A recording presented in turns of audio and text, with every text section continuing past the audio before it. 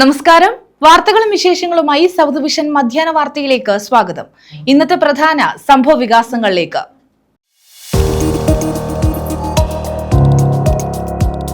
സംസ്ഥാനത്തെ സ്കൂളുകളിലേക്കുള്ള പ്രവേശനം മെയ് 2-ന് ആരംഭിക്കും. ജൂൺ 1-ന് പ്രവേശനോത്സവം. സ്കൂളിൽ ചേരാനുള്ള പ്രായപരിധി സംസ്ഥാനത്ത് 5 വയസ്സായി ഈ വർഷം കൂടി തുടരും.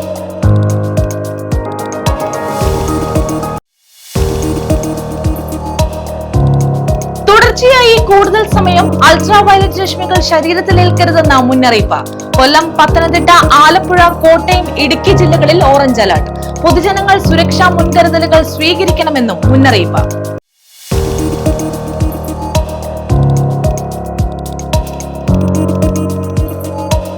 മത്സ്യമേഖല പ്രതിസന്ധിയിൽ. കനത്ത ചൂടും തൊഴിലാളികൾ ഇല്ലാത്തതുമാണ് മേഖലയെ പ്രതിസന്ധിയിലാക്കിയത്. മത്സ്യലഭ്യതയിലും വൻ കുറവ്. വിശദമായ വാർത്തകളിലേക്ക്. സംസ്ഥാന സിലബസിലുള്ള സ്കൂളുകളിലെ എല്ലാ ക്ലാസുകളിലേക്കുമുള്ള പ്രവേശനം മെയ് 2-ന് ആരംഭിക്കും. ജൂൺ 1-ന് പ്രവേശനോത്സവത്തോടെ ക്ലാസ് തുടങ്ങും.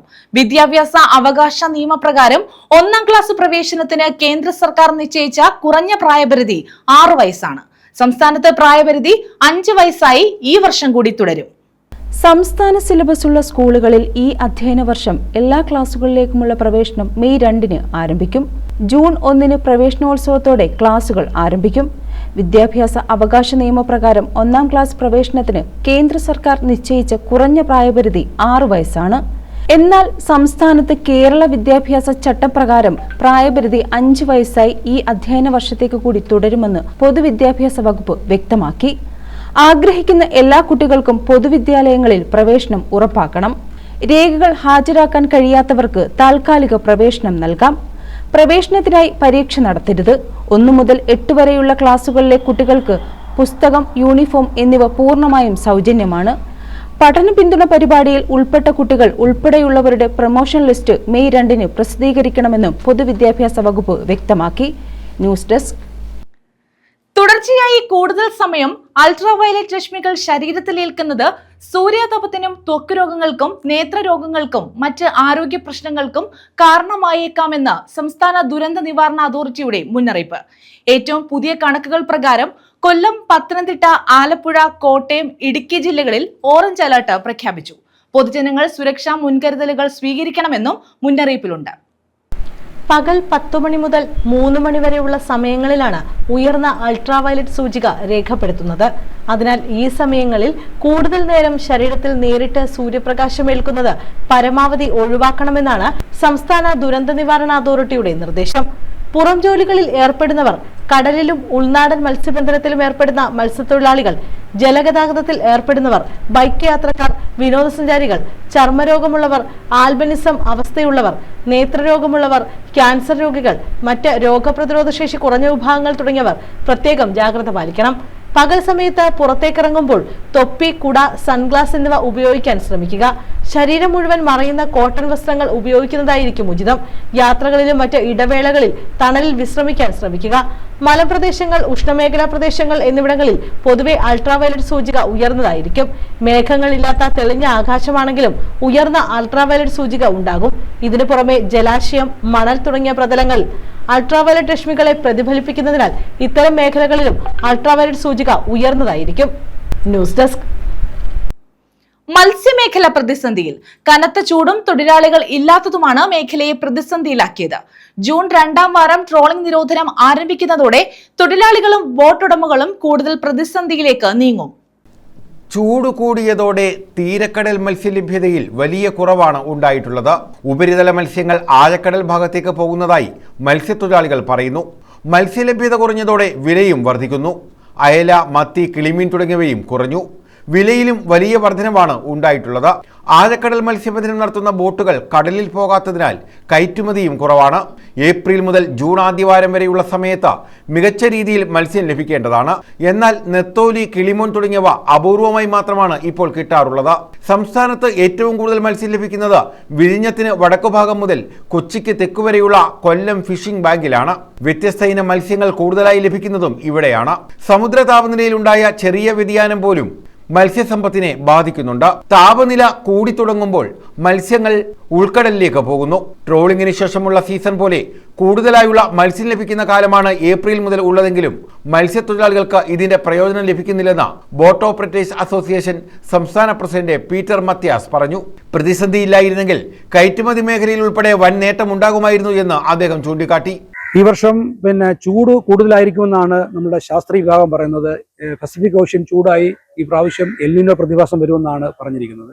ഈ കഴിഞ്ഞ 2 വർഷത്തിന് മുൻപ് വരെ എൽനിനോ പ്രതിഭാസം ആയിരുന്നു നമുക്കുണ്ടായി. 2 വർഷം, ഈ കഴിഞ്ഞ വർഷത്തിന് മുമ്പുള്ള 2 വർഷവും എൽനിനോ പ്രതിഭാസം കാരണം മത്സ്യബന്ധന മേഖല ഈ സമാനതകളില്ലാത്ത കടുത്ത പ്രതിസന്ധിയിലൂടെ കടന്നാണ് കഴിഞ്ഞ വർഷം വന്നത്. കഴിഞ്ഞ വർഷമാണ് അത് എൽനിനോ എന്ന് മാറി ലാനിനോ പ്രതിഭാസത്തിലേക്ക് വന്നത്.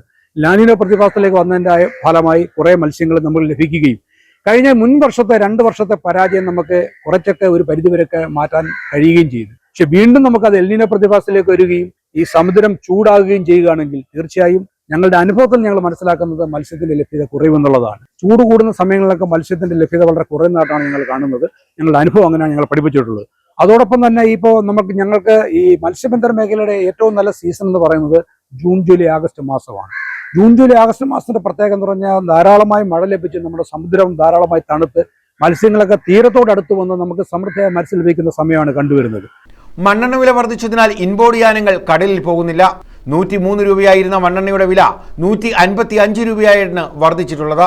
ഇതിൽ നിന്ന് വ്യത്യസ്തമായി നമ്മുടെ സമുദ്രം ചൂട് പിടിക്കുമ്പോൾ നമുക്ക് ധാരാളമായി മത്സ്യത്തിന്റെ കുറവ്, അതായത് സുരക്ഷിതമായ ആഴക്കടലിലേക്ക് മത്സ്യങ്ങൾ മാറുകയും നമുക്ക് ഈ മത്സ്യം ലഭിക്കാത്ത അവസ്ഥയും വരും. മാത്രമല്ല, അമിതമായ ചൂട് സമുദ്രത്തിൽ കൂടുന്നത് ഈ സൂക്ഷ്മ ജലജീവികളായ ആൽഗ ഡെവലപ്പ് ചെയ്ത് ഇതിന് ഈ ചെറു മത്സ്യങ്ങൾ ഭക്ഷിക്കാനുള്ള ആൽഗ ഡെവലപ്പ് ആകുന്നതിന് വലിയ തടസ്സങ്ങൾ ഉണ്ടാകുകയും ആൽഗ അതിന് ആവശ്യത്തിനനുസരിച്ച് ഡെവലപ്പ് ആകാത്ത ഒരു സ്ഥിതിവിശേഷം വരികയും ചെയ്യും. അപ്പൊ ചെറു മത്സ്യങ്ങൾ, അതായത് നമ്മുടെ ഈ സമീപകാലത്ത് നമുക്ക് മത്തിയുടെ വളർച്ച മുരടിച്ചു പോയെന്ന് പറയുന്നത് തന്നെ ശാസ്ത്രീയ വിഭാഗം കണ്ടെത്തിയിരിക്കുന്നത് ഇതുപോലുള്ള അവർക്ക് ആ പ്രാഥമിക ഘട്ടത്തിൽ കിട്ടേണ്ട ആൽഗ അവർക്ക് കൃത്യമായ ഭക്ഷണം കിട്ടിയില്ലെന്നുള്ളതാണ് കണ്ടെത്തുന്നത്. News bureau, Kollam. Tax consultants and practitioners association Alappuzha ജില്ലാ സമ്മേളനം 25-ന് ആലപ്പുഴയിൽ നടക്കും. സംസ്ഥാന സമ്മേളനത്തിന് മുന്നോടിയായാണ് ജില്ലാ സമ്മേളനം നടക്കുന്നത്.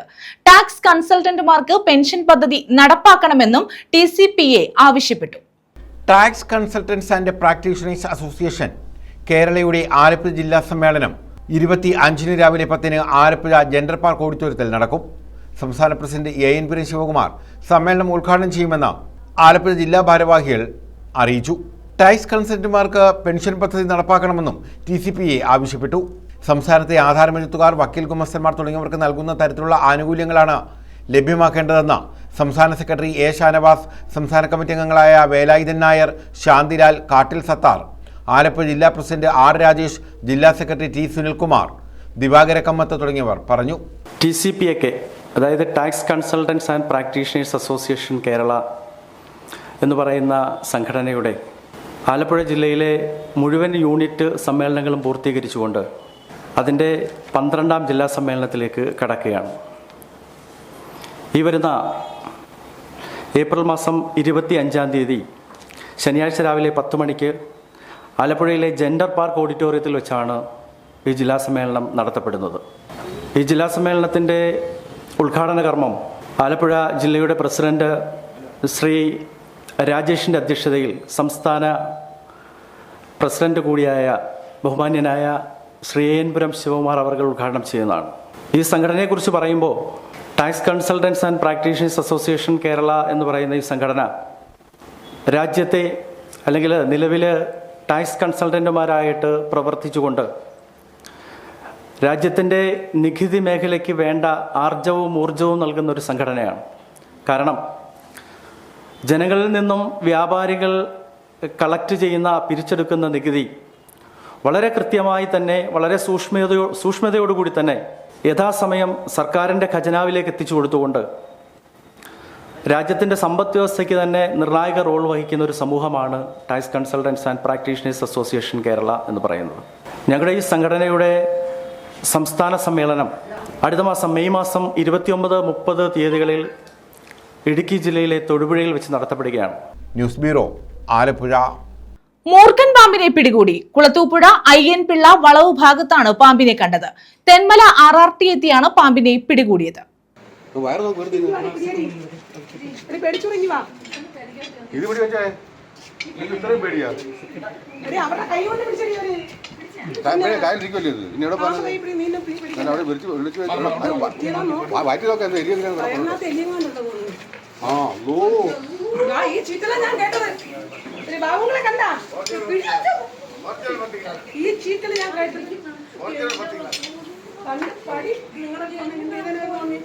കുളത്തൂപ്പുഴ അയ്യൻപിള്ള വളവ് ഭാഗത്തു നിന്നുമാണ് മൂർഖൻ പാമ്പിനെ തെന്മല RRT പിടികൂടിയത്.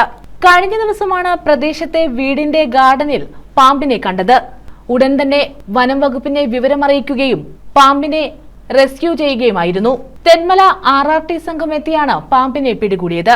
പിടികൂടിയ പാമ്പിനെ ഉൾവനത്തിൽ വിടുമെന്ന് വനം വകുപ്പ് അധികൃതർ അറിയിച്ചു. News bureau, Kulathupuzha. യുവാവിനെ ആക്രമിച്ച് കൊലപ്പെടുത്താൻ ശ്രമിച്ചവർ പിടിയിൽ. പന്മന സ്വദേശികളാണ് പിടിയിലായത്. പൊന്മന സ്വദേശി സിബിയെ ആക്രമിച്ച കേസിലാണ് അറസ്റ്റ്. കൊട്ടാരത്തിൻകടവിൽ യുവാവിനെ ആക്രമിച്ച് കൊലപ്പെടുത്താൻ ശ്രമിച്ച കേസിലാണ് രണ്ടുപേരെ അറസ്റ്റ് ചെയ്തത്. പൊന്മന സ്വദേശിയായ സിബിയാണ് ആക്രമിക്കപ്പെട്ടത്. പന്മന ചിറ്റൂർ രാഹുൽ ഭവനിൽ രാഹുൽ, പന്മന കളരി ആമച്ചാൽ ഉദയഭവനത്തിൽ അരുൺ ഉദയൻ എന്നിവരാണ് പിടിയിലായത്. കഴിഞ്ഞ 20-ന് ഉച്ചകഴിഞ്ഞായിരുന്നു സംഭവം.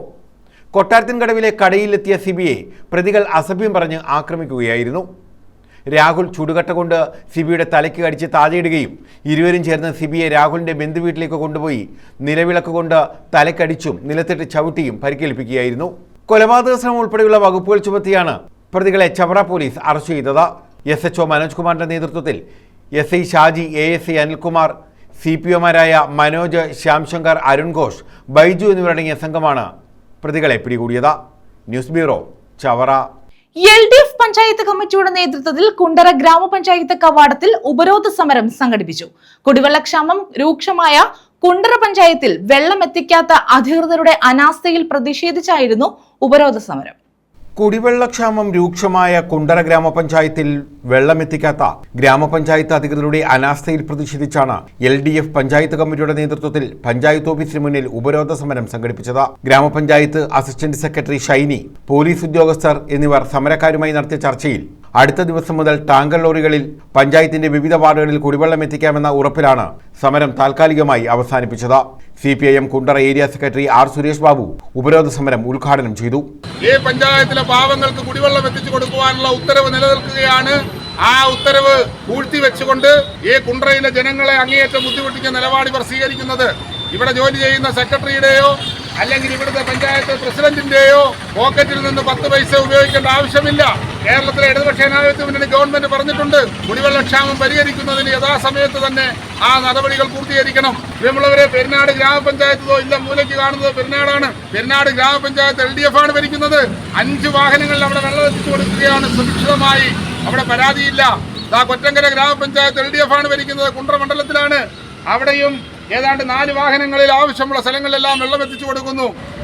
തൊട്ടടുത്ത ഇളമ്പള്ളൂർ ഗ്രാമപഞ്ചായത്തിൽ ഒരു വാഹനം വെച്ച് UDF ആണ് ഭരിക്കുന്നത്. അവിടെ 1 വാഹനം വെച്ച് പേര് കേൾപ്പിക്കാനെങ്കിലും വെള്ളം കൊടുക്കുന്നുണ്ട്. പേരെയും LDF ഭരിക്കുന്നു. അവിടെ ആവശ്യത്തിന് വെള്ളം എത്തിച്ചു കൊടുക്കുന്നു. എന്തുകൊണ്ട്? ശ്രീമാൻ ഓമനക്കുട്ടനോട് ഞങ്ങൾ ചോദിക്കുകയാണ്, നിങ്ങളുടെ അച്ചിയുടെ ശ്രീധനം മേടിച്ചുകൊണ്ട് വന്ന് ചെലവഴിക്കേണ്ട കാര്യമില്ല ഇതിന്. എന്തുകൊണ്ട് ഈ പാവപ്പെട്ട ആളുകൾക്ക് വെള്ളം എത്തിച്ചു കൊടുക്കാനുള്ള സ്വീകരിക്കുന്നില്ല എന്ന് ഓമനക്കുട്ടനോട് ചോദിക്കുകയാണ്.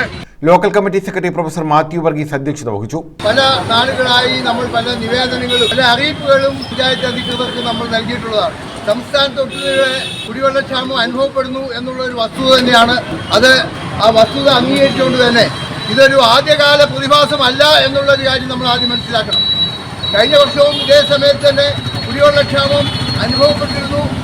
ആ അനുഭവപ്പെട്ടിരുന്ന സമയത്ത് അത് രൂക്ഷമായി ജനങ്ങൾക്ക് അനുഭവപ്പെടാതിരിക്കാൻ വേണ്ടി അന്നത്തെ പഞ്ചായത്ത് ഭരണസമിതി തക്കതായ നടപടികൾ കൃത്യസമയത്ത് സ്വീകരിക്കുകയും ജനങ്ങൾ അതുകൊണ്ട് കുടിവെള്ളക്ഷാമത്തിന്റെ ആ ബുദ്ധിമുട്ടുകൾ മനസ്സിലാക്കാതെ ഇരിക്കുകയും ചെയ്ത സാഹചര്യം ഉണ്ടായിരുന്നു. M Vincent, Plavara John Philip, V Vinod, M Gopalakrishnapillai, Ahammed Kabeer, Suresh, Radhakrishnan Babu, Ajeesh Ramendran തുടങ്ങിയവർ പങ്കെടുത്തു. News bureau, Kundara. UDF അധികാരത്തിലെത്തിയാൽ മുഖ്യമന്ത്രി സ്ഥാനം ആദ്യം 2.5 വർഷം രമേശ് ചെന്നിത്തലയ്ക്കും തുടർന്നുള്ള 2.5 വർഷം VD സതീശനും നൽകണമെന്ന് DCC മുൻ അംഗം സലീം പാപ്പാൻകുളങ്ങര. പാർട്ടിയുടെ ഐക്യവും കരുത്തും നിലനിർത്തുന്ന നേതൃത്വമാണ് അധികാരത്തിൽ വരേണ്ടതെന്നും അദ്ദേഹം പറഞ്ഞു. മുഖ്യമന്ത്രി സ്ഥാനത്തെ ചൊല്ലിയുള്ള തർക്കങ്ങൾ നിലനിൽക്കുമ്പോഴാണ് പുതിയ ഫോർമുലയുമായി DCC മുൻ അംഗം സലീം പാപ്പാൻകുളങ്ങര രംഗത്തെത്തിയത്. ആദ്യത്തെ 2.5 വർഷം രമേശ് ചെന്നിത്തലയ്ക്കും തുടർന്നുള്ള 2.5 വർഷം VD സതീശനും മുഖ്യമന്ത്രി പദം നൽകിക്കൊണ്ട് മുന്നോട്ട് പോകണമെന്നാണ് ഇദ്ദേഹം പറയുന്നത്. ഈ കോൺഗ്രസിലെ ഈ തമ്മിലടി അവസാനിപ്പിച്ചുകൊണ്ട് കേരള നിയമസഭയിൽ മത്സരിച്ച MLA-മാരെ മാത്രം മുഖ്യമന്ത്രിയായി പരിഗണിക്കണം. അതാണ് എൻ്റെ ആവശ്യം. കേരളത്തിൽ കോൺഗ്രസിൽ ഒരുപാട് നേതാക്കന്മാരുണ്ട്. അത് എല്ലാവർക്കും മുഖ്യമന്ത്രിയാവണമെന്നുള്ള ആഗ്രഹമുള്ളവരാണ്, അതിന് അർഹതയുള്ളവരാണ്, അത് വലിയ നേതാക്കന്മാരുമാണ്. പക്ഷേ ഇപ്പോഴത്തെ ഈ പ്രത്യേക രാഷ്ട്രീയ സാഹചര്യത്തിൽ നമ്മൾ 10 വർഷം പ്രതിപക്ഷത്തിരുന്ന ആളുകളാണ്. ഇപ്പോൾ ജയിക്കും എന്ന് നമുക്കൊരു വിശ്വാസമുണ്ട്. വോട്ട് എണ്ണിക്കഴിഞ്ഞെടുക്കേണ്ട തീരുമാനത്തെക്കുറിച്ച് ഇപ്പം തന്നെ അടി തുടങ്ങിയത് വോട്ടർമാരുടെ ഇടയിലും സാധാരണ വലിയ പ്രവർത്തകരുടെ ഇടയിലും ഇത് വലിയ വിഷമമുണ്ടാക്കുന്ന ഒരു കാര്യങ്ങളാണ്.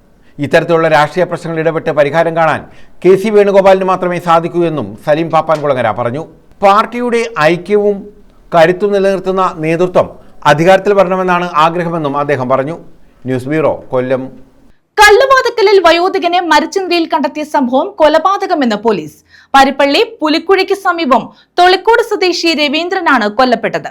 കല്ലുവാതക്കൽ പഞ്ചായത്ത് ഓഫീസിന് സമീപത്തെ നിർമ്മാണത്തിലിരിക്കുന്ന കെട്ടിടത്തിലാണ് മൃതദേഹം കണ്ടെത്തിയത്. കല്ലുവാതക്കൽ പഞ്ചായത്ത് ഓഫീസിന് സമീപമുള്ള നിർമ്മാണത്തിലിരിക്കുന്ന കെട്ടിടത്തിലാണ് വയോധികനെ മരിച്ച നിലയിൽ കണ്ടെത്തിയത്. പാരിപ്പള്ളി പുലിക്കുഴിക്ക് സമീപം തൊളിക്കോട് ചരുവിള വീട്ടിൽ 65 വയസ്സുള്ള രവീന്ദ്രനാണ് കൊല്ലപ്പെട്ടത്. ഞായറാഴ്ച രാവിലെ 6:30യോടെ കെട്ടിട ഉടമയാണ് മൃതദേഹം രക്തം വാർന്ന നിലയിൽ കണ്ടെത്തിയത്. കെട്ടിടത്തിന്റെ 2ാം നിലയിലായിരുന്നു മൃതദേഹം. പാരിപ്പള്ളി പോലീസ് സ്ഥലത്തെത്തി ഇൻക്വസ്റ്റ് നടപടികൾ പൂർത്തിയാക്കി. അടിയുടെ ആഘാതത്തിലാണ് രവീന്ദ്രൻ മരിച്ചതെന്ന് പോസ്റ്റ്മോർട്ടം റിപ്പോർട്ടിൽ പറയുന്നു.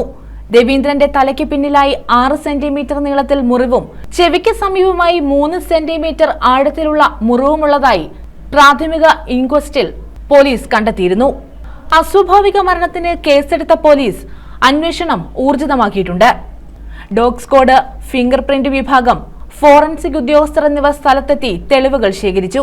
കുടുംബവുമായി അകന്നു കഴിഞ്ഞിരുന്ന രവീന്ദ്രൻ കല്ലുവാതിക്കൽ, പാരിപ്പള്ളി ഭാഗങ്ങളിൽ അലഞ്ഞുതിരിഞ്ഞ് നടക്കാറുള്ള ആളാണെന്ന് നാട്ടുകാർ പറയുന്നു. News bureau, Kollam. SBI pensioners and retirees association കേരളയുടെ വാർഷിക സമ്മേളനം 24-25 തീയതികളിൽ കൊല്ലത്ത് നടക്കും. State bank of India pensioners മീറ്റും ഇതിന്റെ ഭാഗമായി നടക്കുമെന്ന് ഭാരവാഹികൾ അറിയിച്ചു. സ്റ്റേറ്റ് ബാങ്ക് ഓഫ് ഇന്ത്യയിൽ നിന്നും വിരമിച്ച ജീവനക്കാരുടെയും ഓഫീസർമാരുടെയും സംഘടനയായ state bank of India pensioners and retirees അസോസിയേഷന്റെ 25ാമത് വാർഷിക സമ്മേളനമാണ് 24-25 തീയതികളിൽ കൊല്ലം C. കേശവൻ മെമ്മോറിയൽ ടൗൺ ഹാളിൽ നടക്കുന്നത്. 24-ന് സംസ്ഥാന സമിതി യോഗം ചേരും. 25-ന് രാവിലെ 9-ന് സംഘടനാ പ്രസിഡന്റ് രാധാകൃഷ്ണൻ പുല്ലഞ്ചേരി ടൗൺ ഹാളിൽ പതാക ഉയർത്തും. തുടർന്ന് കലാപരിപാടികൾ നടക്കും. 10-ന് SBI തിരുവനന്തപുരം സർക്കിൾ മാനേജ്മെന്റിന്റെ സഹകരണത്തോടെ SBI പെൻഷനേഴ്സ് മീറ്റ് നടക്കും. ചീഫ് ജനറൽ മാനേജർ KV ബംഗാരരാജു ഉദ്ഘാടനം ചെയ്യും. സംസ്ഥാന പ്രസിഡന്റ് രാധാകൃഷ്ണൻ പുല്ലഞ്ചേരി അധ്യക്ഷത വഹിക്കും.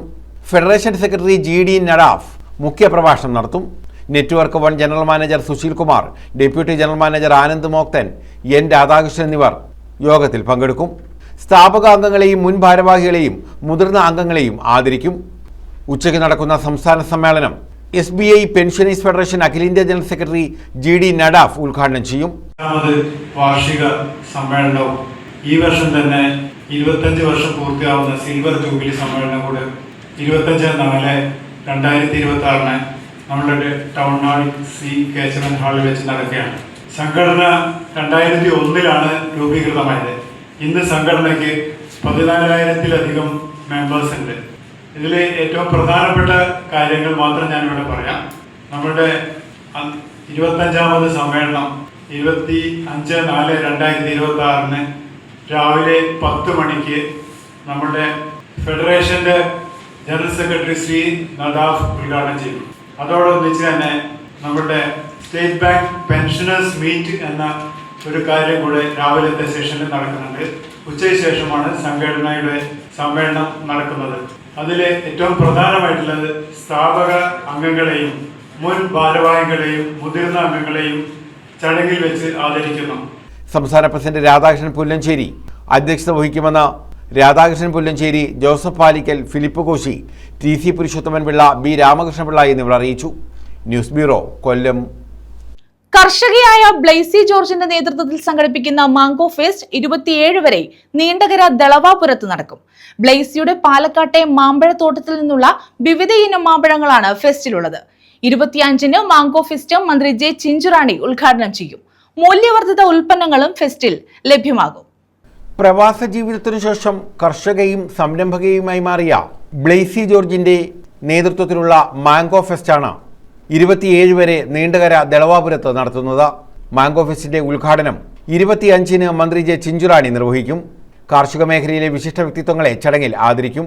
ഇതോടനുബന്ധിച്ച് ഫാം സ്റ്റോറിയുടെ പുതിയ മൂല്യവർദ്ധിത ഉൽപ്പന്നങ്ങളായ മാംഗോ ജ്യൂസ്, ജാം, ഹൽവ, തിര, അച്ചാർ, സ്ക്വാഷ്, ജാതിക്ക ജ്യൂസ്, ക്യാൻഡി, മാങ്ങ ഇഞ്ചി സ്ക്വാഷ്, അച്ചാർ എന്നിവ വിപണിയിൽ അവതരിപ്പിക്കുമെന്ന് ബ്ലൈസി ജോർജ് പറഞ്ഞു. നമ്മളൊരു പ്രതിസന്ധി വന്നപ്പം നമ്മുടെ ഉൽപ്പന്നം സ്വന്തമായിട്ട് വിൽക്കാൻ ഒരു അവസരം ഇതൊരു നല്ലൊരു അവസരമായിട്ടാണ് ഞങ്ങൾ കരുതുന്നത്. കോവിഡ് വന്ന സമയത്താണ് നമുക്ക് അങ്ങനെ ഒരു അവസരം വന്നത്. അപ്പം അങ്ങനെയാണ് നമ്മൾ തുടങ്ങിയത് മാംഗോ ഹോൾ കേരള പാഴ്സലിംഗ്. അത് കഴിഞ്ഞിട്ടാണ് നമ്മൾ മാംഗോയിൽ നിന്നുള്ള ഇപ്പം നമുക്ക് ഏകദേശം 25-30 ടണ്ണോളം മാംഗോ നമുക്കുണ്ട്. അപ്പം ഇപ്പം ഈ 5 വർഷം പിന്നിടുമ്പോൾ നമ്മൾ അതിന് പ്രധാനമായിട്ട് നോക്കുന്നത് ഹാൻഡ് പിക്ഡ് ആയിട്ടുള്ള മാങ്ങ നമുക്ക് ഏറ്റവും ആവശ്യക്കാരിലേക്ക്, അതായത് ആൾക്കാരുടെ ഇഷ്ടം അനുസരിച്ച് ആൾക്കാരുടെ മനസ്സറിഞ്ഞിട്ട് നമുക്ക് അത് തന്നെ കൂടുതലായിട്ട് നമ്മൾ കൃഷി ചെയ്തതാണ്. ഇപ്പം ഈ ഫെസ്റ്റ് തുടങ്ങിയ ശേഷം ഞങ്ങൾ നമ്മുടെ തോത്താപ്പുരി മാവ് വയ്ക്ക് അതൊക്കെ മാറ്റി കുറച്ച് മുറിച്ചിട്ട് നമ്മുടെ ആൾക്കാർ ചോദിക്കുന്ന മാങ്ങകൾ തന്നെ നമ്മൾ ആൾക്കാരായി ഡെൻസിറ്റി ഇപ്പം നമ്മളവിടെ പ്ലാൻ ചെയ്തിരിക്കുകയാണ്. ചവറ തെക്കുംഭാഗത്ത് 4.5 ഏക്കർ സ്ഥലത്താണ് ബ്ലൈസി തന്റെ കാർഷിക സംരംഭത്തിന് തുടക്കം കുറിച്ചത്. ഇവരുടെ പാലക്കാട്ടുള്ള തോട്ടത്തിൽ നിന്നുമുള്ള മാമ്പഴങ്ങളാണ് ഫെസ്റ്റിൽ എത്തിക്കുന്നത്. ന്യൂസ് ബ്യൂറോ, കൊല്ലം. പ്രധാന വാർത്തകൾ വീണ്ടും.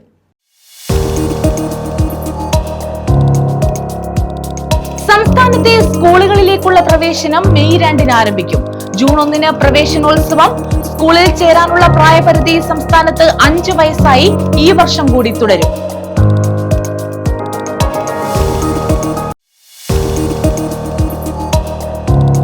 തുടർച്ചയായി കൂടുതൽ സമയം അൾട്രാ വയലറ്റ് രശ്മികൾ ശരീരത്തിലേൽക്കരുതെന്ന മുന്നറിയിപ്പ്. കൊല്ലം, പത്തനംതിട്ട, ആലപ്പുഴ, കോട്ടയം, ഇടുക്കി ജില്ലകളിൽ ഓറഞ്ച് അലർട്ട്. പൊതുജനങ്ങൾ സുരക്ഷാ മുൻകരുതലുകൾ സ്വീകരിക്കണമെന്നും മുന്നറിയിപ്പ്.